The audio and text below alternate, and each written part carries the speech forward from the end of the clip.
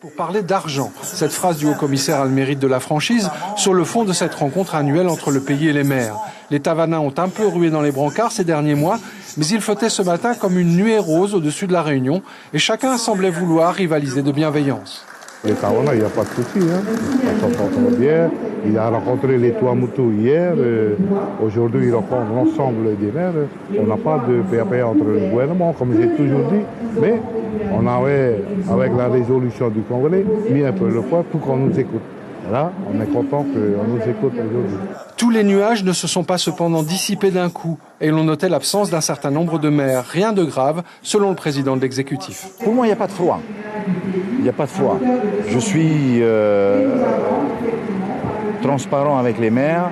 Certains estiment que c'est mal fait. Moi, je pense que c'est mieux qu'avant.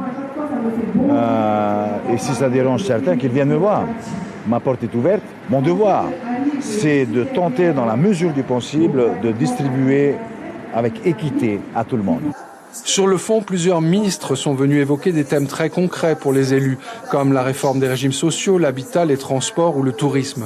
Mais même des projets structurants, comme la future liaison Internet vers les Tuamotu Marquises, semblent recueillir autant d'assentiments que de regrets.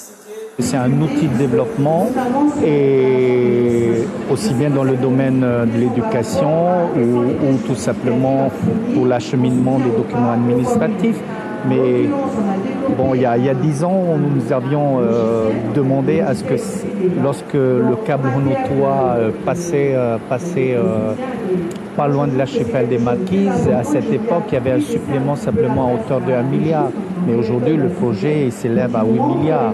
Entre le représentant de l'État qui rappelait la générosité de Paris envers la Polynésie en ces temps de disette budgétaire et le gouvernement local qui se définit en redistributeur de subventions, certains Tavanins ont sans doute eu l'impression que c'était Noël avant l'heure.